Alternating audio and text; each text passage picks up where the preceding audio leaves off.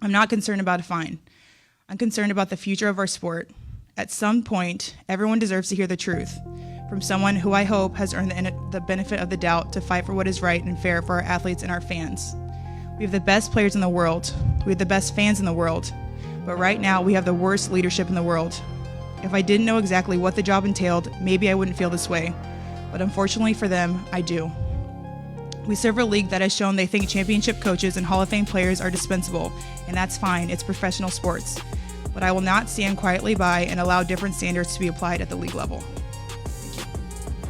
Today, the biggest news in the W is the searing comments from Napheesa Collier in her exit interview earlier this morning. Remember, Collier missed Game 4 of the WNBA Finals after suffering a left ankle injury that you see here in Game 3 on that Alyssa Thomas steal. Lynx head coach Cheryl Reeve, she was ejected after berating the referees when no foul was called. You can see that right here.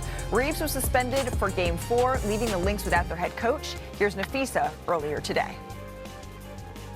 I want to be clear, this conversation is not about winning or losing. It's about something much bigger. The real threat to our league isn't money, it isn't ratings, or even missed calls, or even physical play. It's the lack of accountability from the league office. Since I've been in the league, you've heard the constant concerns about officiating, and it has now reached levels of inconsistency that plague our sport and undermine the integrity in which it operates. Whether the league cares about the health of the players is one thing, but to also not care about the product we put on the floor is truly self-sabotage. Year after year, the only thing that remains consistent is the lack of accountability from our leaders. At Unrivaled this past February, I sat across from Kathy and asked how she planned to address the officiating issues in our league.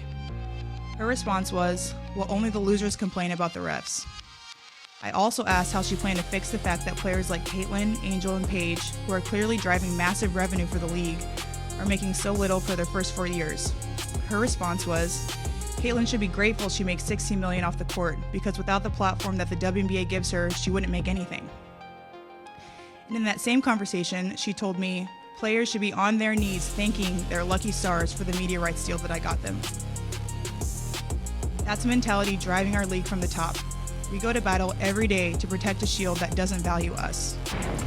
This year alone, I've gotten calls, texts, and well wishes from so many players across the league.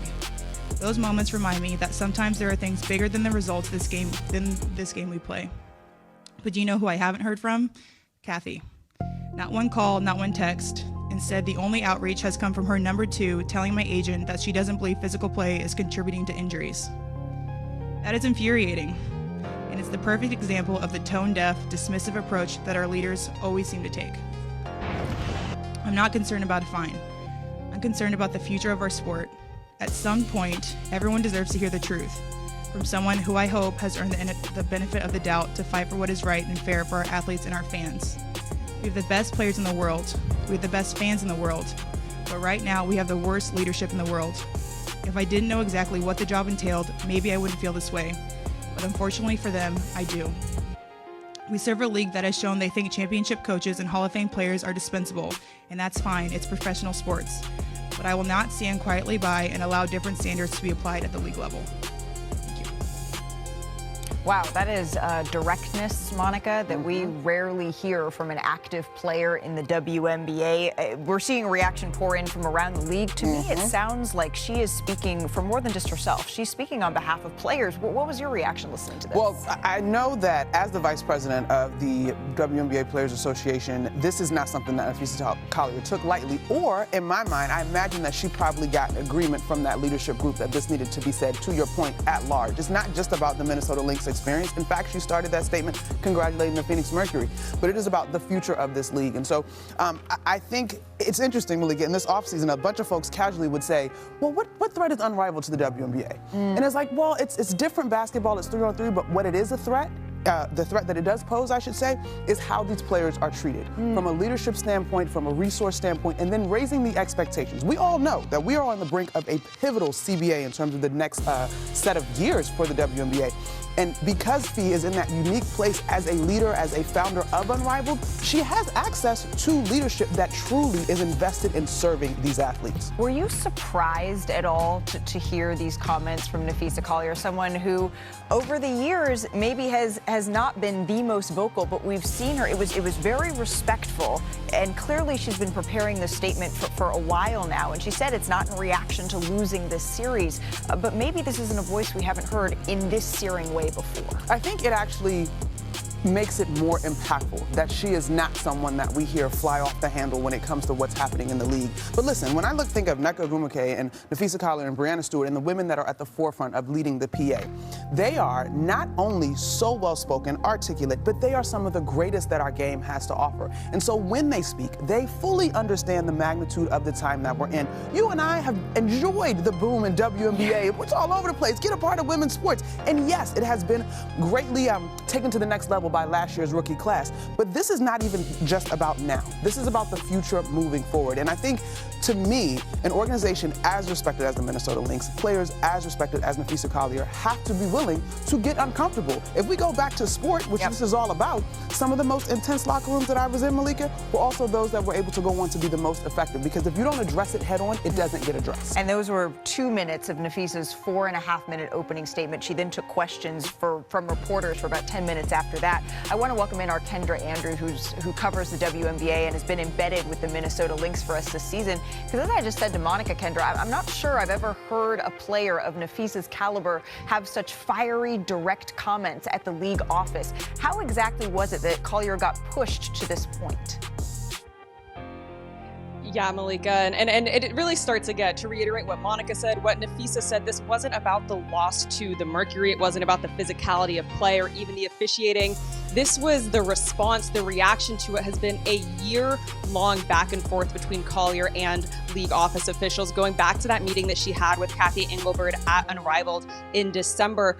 Now, when that meeting happened, I'm told that first Napheesa didn't really know what it was about, but her and Cathy covered a lot of different topics, and it started out quite amicably, but I'm told by the end of that conversations, there were quite a few fireworks, and it left Napheesa feeling, what I'm told, unheard, and quite a bit demeaned from what the commissioner had said to her.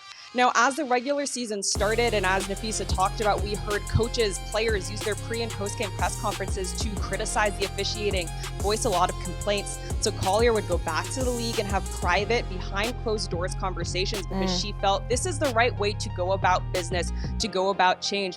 But again, I'm told no action came from those conversations. And again, she felt quite dismissed. And so she felt, look, at this point, what are more private, closed doors conversations going to do? She wanted to make a public outcry, hopefully to force some change. We're already hearing more support from players who are preparing for the finals.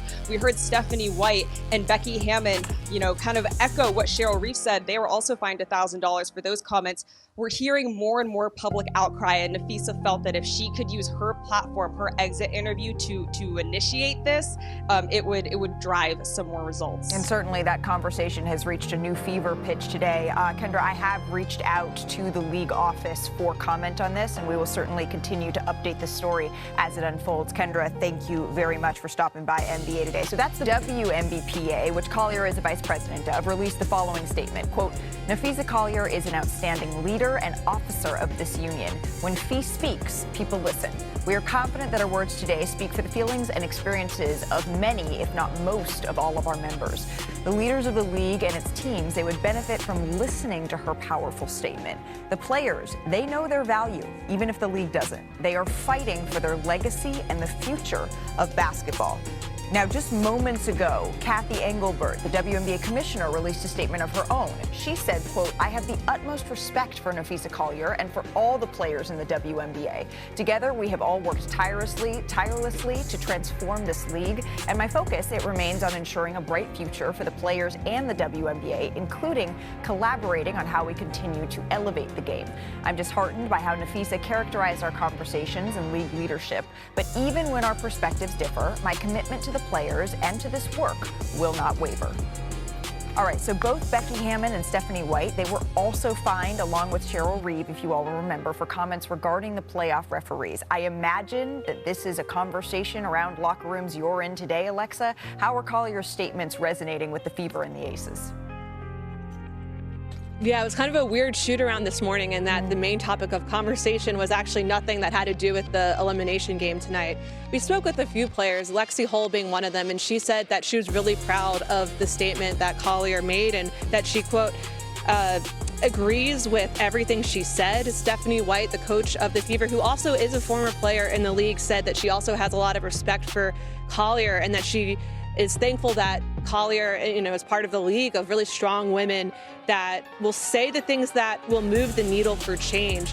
Part of this, too, also is happening on the backdrop of a lot of player frustration about the status of the CBA negotiations, with Chelsea Gray telling us today that things have not really progressed well and that they're not where they thought they would be at this point. Of course, there's a deadline to come up with a new CBA at the end of October, and right now there's not a lot of confidence that anything would be done before then. Of course, they could have an extension, but right now Gray, among other players, was saying that they're really putting the onus on the league to come to the table and, in her words, understanding our value as a league as players and that there's no league without the players. And so there's a lot of just general frustration, not just with, some of the things we've seen around officiating and fines, but also with where the status of CBA negotiations is right now. And it'll be a huge topic of conversation once we get to the finals as well. Right. And while that wasn't necessarily the focus of Napheesa Collier's comments today, I do think that what she said foreshadows the way that a lot of players are feeling heading into a negotiation that right now is far from over and far from clear how these two sides are going to move forward. Alexa,